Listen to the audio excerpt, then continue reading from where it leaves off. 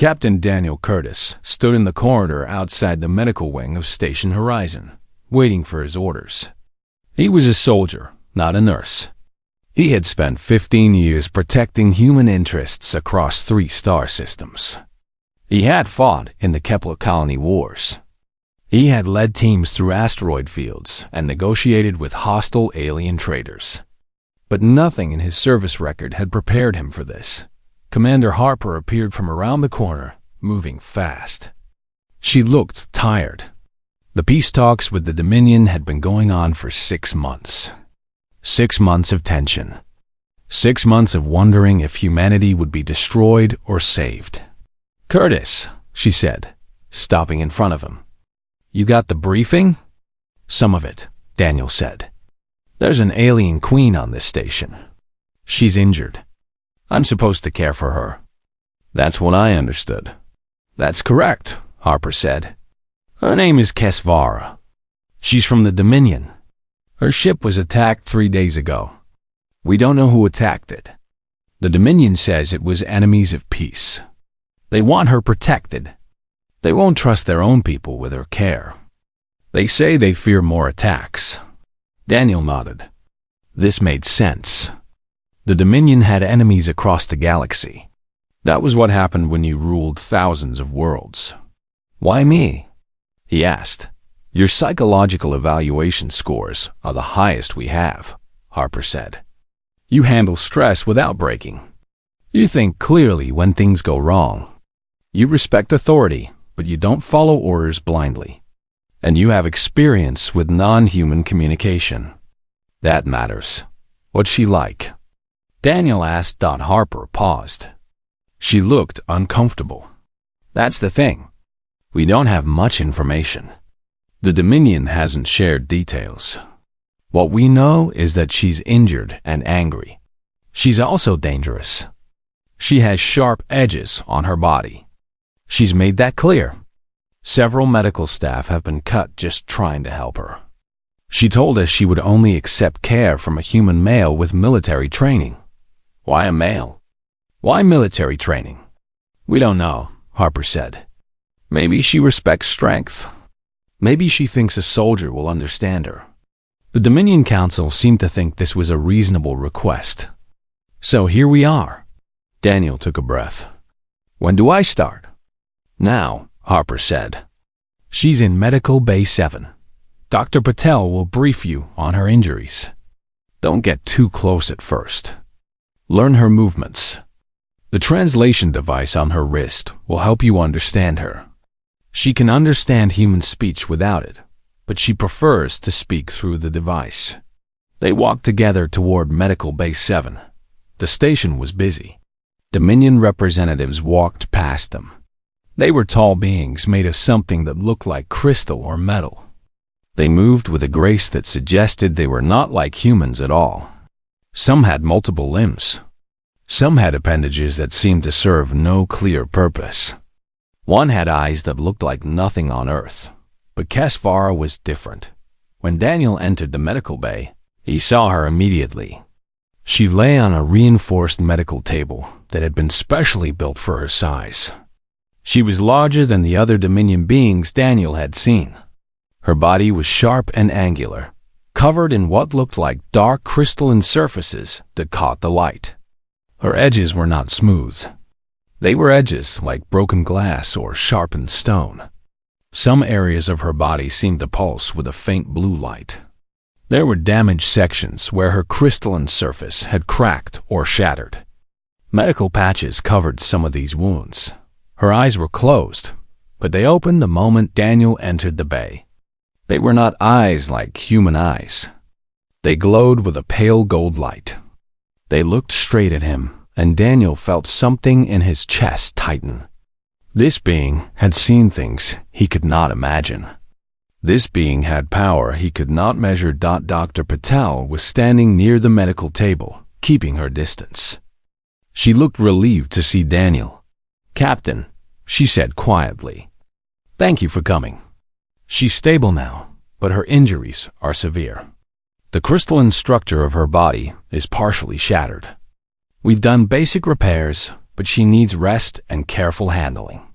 She needs someone to help her move, to monitor her condition, to ensure she doesn't worsen. Daniel looked at Kesvara. She was still watching him. Her gaze did not move. What does she need? Daniel asked. Food and water, mainly.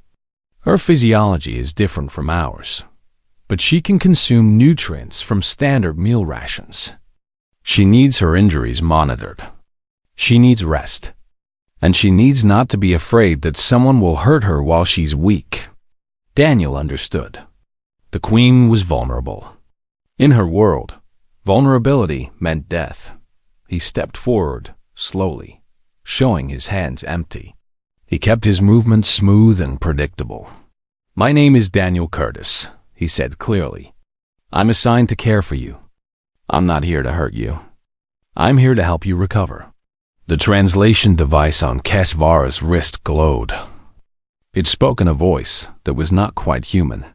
The voice was sharp and cold. I know who you are, Captain Curtis. Your record has been examined. You are a soldier. You have killed. You have sacrificed others for your cause. You understand hierarchy and strength. I do, Daniel said. Then you will understand this, Kesvara said. I am not weak in my heart. I am weak only in my form. When I heal, I will remember everyone who sees me in this state. I will remember every moment of shame. I will remember if anyone here treats me with pity or disrespect. Daniel heard the threat beneath the words. He heard what would happen if he failed. I will treat you with the respect you deserve, Daniel said, and I will help you get strong again. Kesvara's glowing eyes narrowed. We will see if humans can be trustworthy, Captain Curtis. We will see if your species is worth protecting. Daniel realized then that this was not just about caring for an injured alien. This was about humanity's future.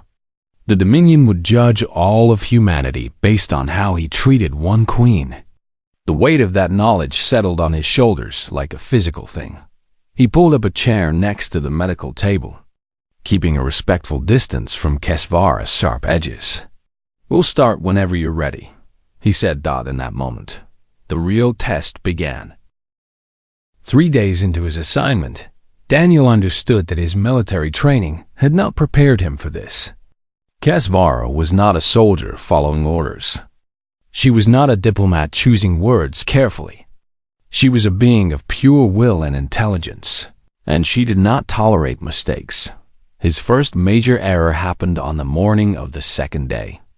Daniel attempted to help Kesvara stand. She had been lying on the medical table for too long, and the doctor said she needed to move to prevent her injuries from getting worse. Daniel approached carefully, offering his hand as support. Kesvara turned sharply. Her arm, covered in jagged crystalline edges, nearly cut across his chest. Daniel jumped back, but not fast enough. Blood appeared on his uniform. Do not ever assume I need your help without asking, Kesvara said through the translation device. Do not ever touch me without permission. Daniel pressed his hand against the cut. It was not deep, but it burned. He realized he had been arrogant. He had thought that because she was injured, she needed his assistance. He had not considered that she might have her own way of doing things. I apologize, he said. Your apology means nothing, Kesvara said. Your understanding matters. Do you comprehend the difference? Yes, Daniel said. I understand. He learned quickly after that. He learned to ask before offering help. He learned that Kesvara moved with careful deliberation, calculating every motion to avoid cutting herself on her own body. He learned that she was in constant pain, but she did not complain about it. She simply accepted it and worked within its limits. When Daniel brought her meals, he placed them at a distance and let her approach. When she needed the medical patches changed, he asked permission first and waited for her to tell him how. She would often guide his hands, making sure he understood her body and its fragility. The outer layer is strongest, she told him one day as he cleaned an injury on her shoulder. The layers beneath are more delicate. If you press too hard on this section, you will cause ruptures in the internal structures. How do I know how hard is too hard? Daniel asked. You listen, Kesvara said. You listen to the sound the crystal makes. You feel the resistance. You pay attention to my responses. A being who cares enough to observe will not cause unnecessary harm. Daniel began to see something else in those conversations. Kesvara was testing him. She was not just teaching him how to care for her body. She was teaching him how to respect her as a being, as a warrior, as a queen. On the 5th day, Daniel made a mistake that could have been serious. He knocked over a water container while pouring it, and some of the liquid splashed toward Kesvara. He immediately tensed, expecting a violent reaction. Instead, Kesvara simply moved with impossible speed, avoiding the water. She said nothing about his mistake. Thank you, Daniel said, meaning it. For what? Kesvara asked. For not being angry. For giving me a chance to do better. Kesvara's glowing eyes fixed on him. I have observed human behavior, Captain Curtis. Humans often demand forgiveness for their failures. They expect those they have wronged to accept their apologies and move forward. This is weakness. True respect is earned by doing better next time, not by being excused for the current failure. You will do better. That is all that matters. Over the following days, Daniel began to understand her. She was not cruel. She was direct. She did not waste time on pity or soft feelings. She measured people by their actions and their will to improve. She respected strength, but not the strength of weapons or physical power. She respected the strength of character, the will to keep trying even when the task was hard. One evening, as Daniel changed the bandages on her injuries, Kesvara asked him a question. Why you stay here, Captain Curtis? You could have requested transfer. No human would fault you for finding this assignment difficult. Daniel considered the question carefully. Because you needed help. Because my commander assigned me this duty. Because I gave you my word that I would help you recover. Is your word so valuable? Kesvara asked. Where I come from, it is, Daniel said. A human is only as good as his word. If I break it for convenience or comfort, I become unreliable. I become someone who cannot be trusted. Kesvara was quiet for a long moment. That is interesting.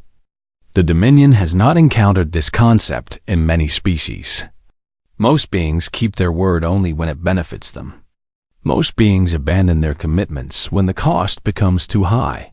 Maybe that's why the Dominion dominates, Daniel said. Maybe you encounter species that have given up on believing in anything larger than themselves. Perhaps, Kesvara said. Or perhaps we have never truly observed a species like yours before. Daniel finished the bandage work and stepped back. Kesvara was moving better now. Her injuries were healing. In another week, she would probably be able to walk without assistance. In 2 weeks, she might be ready to leave the station. Daniel did not want to think about that. He had grown to respect this being. She was nothing like the humans he had served with. She was harder. She was colder. But she was also honest in a way that most humans were not. She did not pretend to be kind. She did not hide behind false words. She simply was, and she expected others to be the same. You are a strange human, Captain Curtis, Kesvara said as he was leaving for the night. How so? Daniel asked. You do not ask for anything. You do not complain. You do not seek reward or recognition. You simply fulfill your duty. This is uncommon among your species. Daniel smiled. Maybe, or maybe you just bring out the best in people. Maybe respect goes both ways. Kesvara's eyes glowed brighter for just a moment. We will see, Captain Curtis. We will see what you and your kind are truly made of. The attack came at night when the station was quiet and the medical wing was staffed by skeleton crew. Daniel was asleep in the small room they had assigned him near the medical bay when his internal alarm clock woke him. He had always been a light sleeper, a habit from military service. Some sound or vibration had disturbed him. He was dressed and alert within seconds. The station was not supposed to have security issues. The Dominion had assured everyone that the attacking force would not find this location. The Dominion had promised protection, but promises meant nothing if enemies were clever enough or determined enough. Daniel moved quietly through the corridors toward the medical bay. He did not activate any alarms yet. He needed to know what he was facing. As he approached, he saw 3 figures near the entrance to the medical wing. They wore Dominion uniforms, but something about them was wrong. Their movements were too stiff. Their positioning suggested combat training. Daniel recognized the signs of a professional assault team. He pulled the security access panel on a nearby wall and locked down the medical bay entrance. Alarms blared throughout the station, but the locked door would buy him time. Daniel activated his personal communicator to call for backup, but before he could speak, the 3 figures turned and saw him. "Fall back," one of them commanded in the Dominion language. They saw Daniel and realized they had been discovered. They were no longer interested in stealth. One of them fired a weapon at the locked medical bay door. The energy blast scorched the metal but did not penetrate. These were not military-grade weapons. They were assassin weapons designed to target a specific individual, not to breach fortifications. Daniel drew his service blaster and took cover behind a maintenance panel. The 3 attackers advanced toward him, spreading out to create multiple angles. Daniel had faced worse odds before, but not often. "The Queen is under station protection," Daniel called out. "Stand down or be terminated." The attackers did not respond. They simply kept advancing, firing as they moved. Daniel returned fire, taking careful aim. His first shot caught one of the attackers in the shoulder, spinning them around. His second shot hit the next attacker in the leg. The third one dove for cover behind a cargo container. Daniel used the moment to advance toward the medical bay, keeping his back to the locked door. Now he was positioned between the attackers and Kesvara. That was all that mattered. The third attacker emerged from behind the cargo container and fired twice in rapid succession. Daniel felt the heat of the energy blasts pass close to his head. He fired back and saw the attacker fall, but the first one was getting back up, blood flowing from the shoulder wound. This one was trained. This one knew how to fight through pain. The attacker raised the weapon again, and Daniel fired first, hitting the target's center mass. The attacker collapsed. The second one was crawling backward, trying to reach the safety of the shadows. Daniel did not shoot a wounded enemy. The station security forces would handle the cleanup. Everything had happened in the span of 30 seconds. Daniel stood against the medical bay door, breathing hard, his blaster still raised. His hands were steady, but his heart was pounding. Behind him, he could hear movement from inside the medical bay. Kesvara was awake. Kesvara had seen everything. He did not move from the door. He kept his weapon ready in case more attackers came. Security personnel arrived within minutes, the sound of their footsteps echoing down the corridor. Commander Harper was with them. "Curtis, status," she commanded. 3 attackers, Daniel said, still facing the direction where the danger had been. 1 dead, 2 incapacitated. No breach of the medical bay. The Queen is safe. Harper moved past him, checking on the attackers. She signaled for medical personnel to come.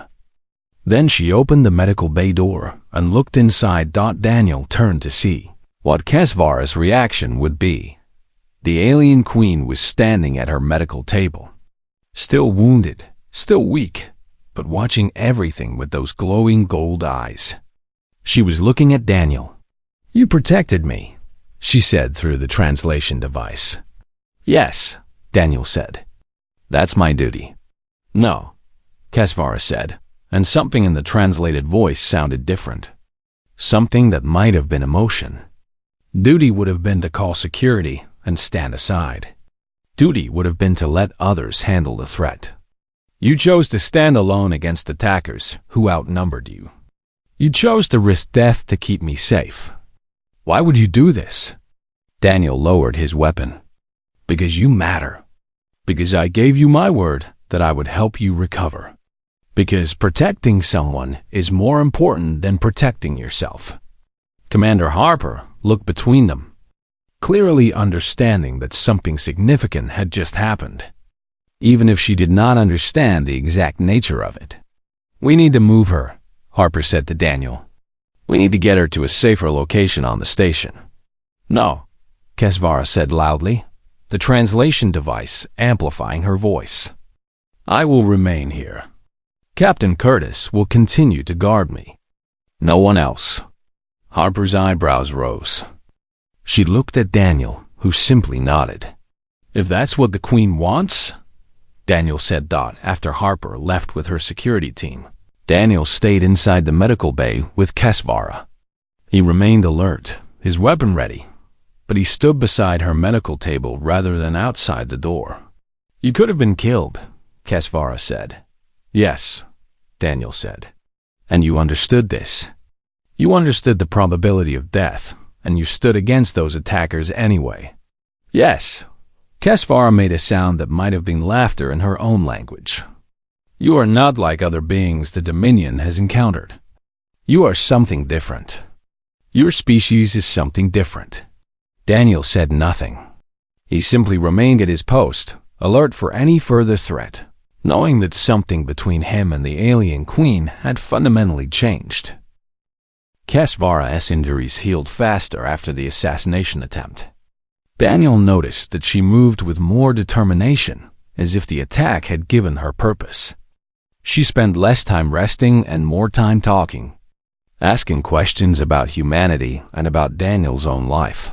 One evening, about 10 days after the attack, Kesvara asked Daniel to sit down near her medical table.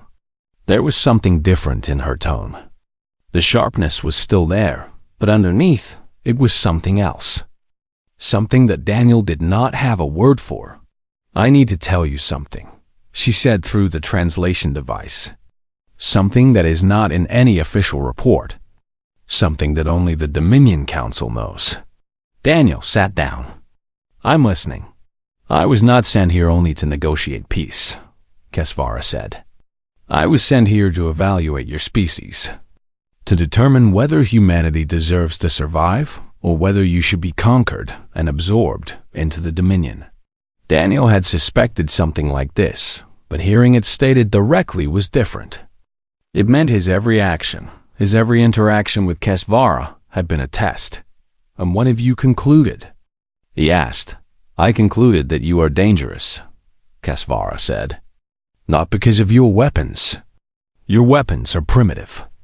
I concluded that you are dangerous because of what you are capable of becoming. The Dominion has encountered thousands of species. We have conquered 90% of them. Do you know what determines whether a species survives conquest? Strength? Daniel guessed. No, Kesvara said. Intelligence? No. Adaptability? No. The species that survive conquest are those that do not value anything more than their own survival. They are the species that will abandon their young, their families, their moral codes to preserve themselves. They are the species that will sacrifice their own people without hesitation. These species are easy to conquer because they have nothing worth defending except their own lives. Daniel understood where this was going, but humans are different, he said. Exactly. Kesvara said. Humans will die for abstract concepts.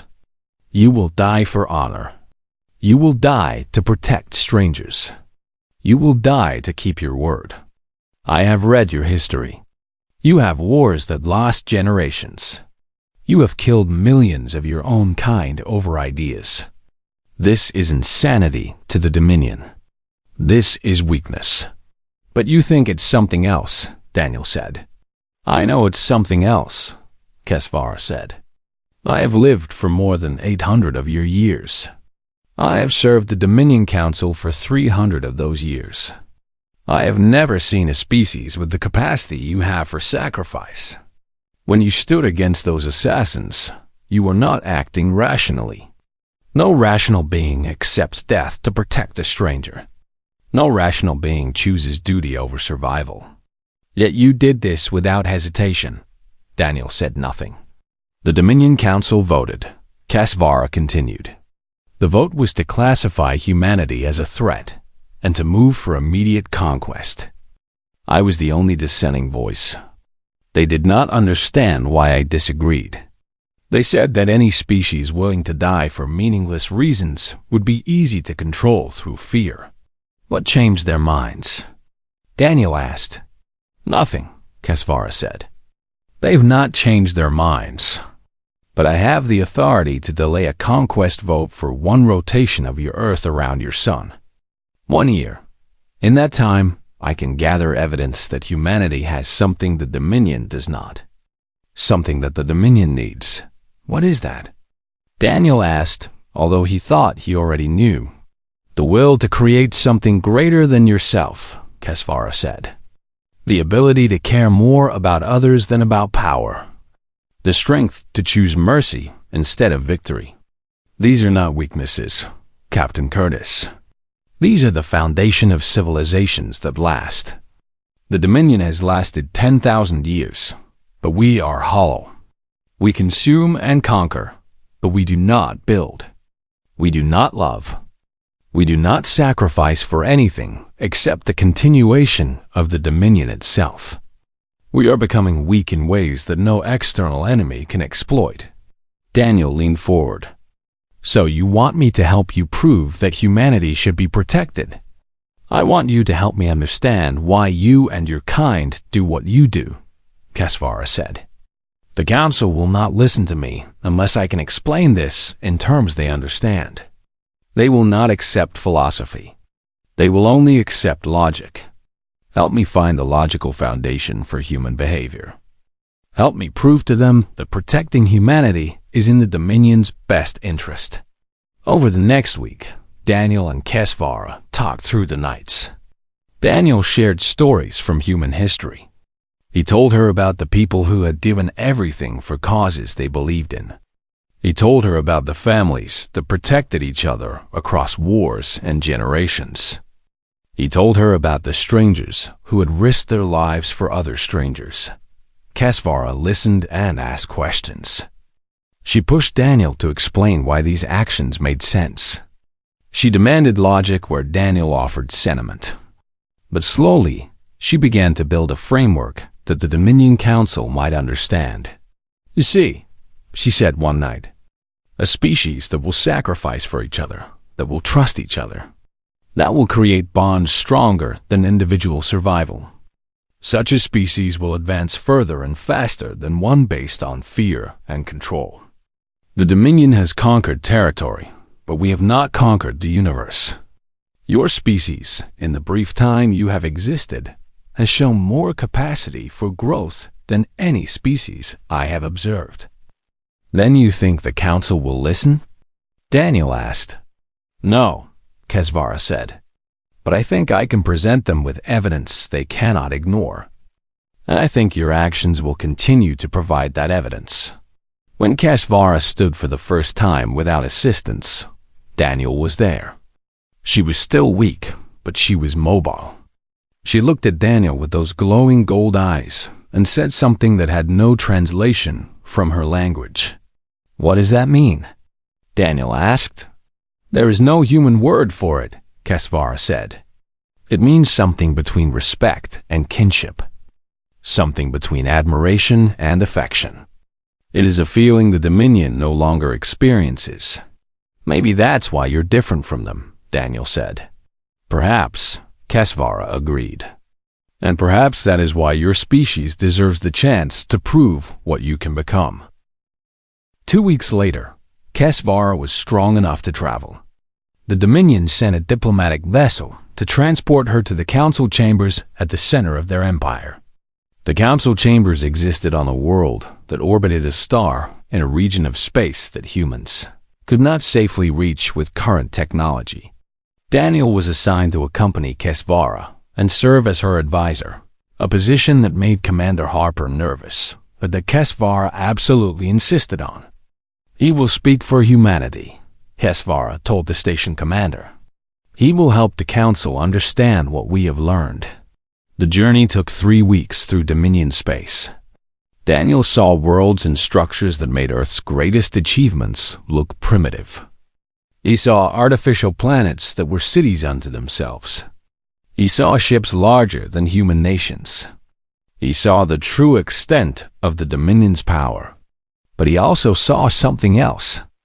He saw emptiness in the Dominion worlds. There were no crowds celebrating in the streets. There was no music playing in the parks. There were no children playing. The Dominion worlds were efficient and ordered and completely without joy. When they arrived at the council chambers, Daniel was taken to a viewing gallery while Kesvara was prepared for the presentation. The chamber itself was enormous. The council consisted of 12 beings, each more ancient and powerful than anything Daniel had ever encountered. They sat in positions that suggested absolute authority. They looked at Kesvara the way a human might look at a piece of evidence being presented in court. Kesvara began her testimony. She did not speak directly to the council. Instead, she played recordings. She showed them images from Daniel's service record. She presented data about human history, about human wars, about human achievements. She talked about the time humans had sent their own citizens into space with no guarantee they would ever return home. She talked about the families that had waited decades for signs from loved ones. And then she told them about the night Daniel had stood alone against assassins. "This human," she said, "faced 3 trained agents who sought my death. He was outnumbered. He was not required by any law or contract to protect me. I was not his queen. I was not his species. I was injured and weak, and he had reason to believe that allowing me to be killed might benefit his own species. No rational being would have made the choice he made. He would have stepped aside. He would have allowed the assassination to proceed. But he did not. He stood between the danger and me, and he risked death to keep me alive." One of the council members leaned forward. "What is the strategic value of this action, Kesvara? How does this serve the interests of the Dominion?" "It demonstrates something we have lost," Kesvara said. "It demonstrates the foundation of civilizations that grow and endure. A species that will stand for each other, that will sacrifice for strangers, that will choose right action over self-preservation. Such a species will achieve things that no amount of conquest can achieve. They will create alliances based on trust instead of fear. They will solve problems through cooperation instead of domination. They will become something greater than they are." "You are speaking philosophy," another council member said. "Philosophy is not strategy." "Then I will be clear," Kesvara said. "If we destroy humanity or attempt to conquer them, we will destroy a species that can become our greatest asset. We will lose the chance to understand why they do what they do, and whether we might learn from them. We will ensure that any species allied with humanity will view us with fear instead of respect. We will weaken ourselves by making an enemy of a species that could have been an ally." Daniel watched from the gallery as the council debated. He could not hear all the words, but he could see the tension. Some of the council members seemed to be considering Kesvara's words. Others were clearly opposed. Finally, the oldest council member stood. Her appearance was different from the others. She seemed to be made of something even more ancient and crystalline than Kesvara. Her voice, when she spoke, seemed to echo through the chamber. "I propose we grant humanity protected status," she said. "Not conquered, not assimilated, protected. We will establish treaties to prevent any Dominion member from making war on human worlds. We will open limited trade routes. And we will wait to see whether this species can teach us what we have lost. The vote was not unanimous, but it was clear. Humanity was granted protected status by the Dominion Council. Humanity would not be conquered. Humanity would have the chance to grow and develop without the threat of the Dominion's expansion. After the council chambers were empty, Kesvara approached Daniel. She was healed now, fully recovered, her crystalline edges sharp and whole. She was powerful and ancient, and wise in ways that Daniel could barely comprehend. "You have saved your species," she said. "We did that together," Daniel replied. "Yes," Kesvara said. "And perhaps that is what the Council should have understood from the beginning. That humanity's true strength lies not in what you can do alone, but in what you can accomplish when you choose to work with others. Even with aliens. Even with those who started as threats." The return journey to Earth took 3 weeks. When Daniel's transport landed at the primary spaceport, he was met by military officials and politicians and scientists. He was debriefed for days. He filled out reports and gave testimony. But what he remembered most clearly was standing on the deck of Kesvara's ship as it prepared to depart for Dominion space, and watching the alien queen look at him with those golden eyes. "Will I see you again?" he asked. "Perhaps," Kesvara said. "The Dominion Council has assigned me to serve as liaison to humanity. I will be returning to this region of space. I suspect we will have many more conversations, Captain Curtis." "I'd like that," Daniel said. "So would I," Kesvara said. "You have shown me that my people are not beyond redemption. You have shown me that there are other ways to exist than conquest and domination. This is a gift. Do not be surprised if I eventually come to respect you the way your species respects each other." Daniel smiled. "I think you already do." Kesvara made that untranslatable sound again, the one that meant something between respect and kinship. And then her ship lifted off, carrying her back into the stars. Daniel stood watching until the vessel disappeared from sight. He thought about all the humans who would never know how close they had come to conquest. He thought about the small acts of courage and kindness that had saved billions of lives. He thought about the alien queen who had come to believe in humanity's worth. And he realized that sometimes the most important battles were not fought with weapons, but with the simple choice to do what was right, even when the cost was high.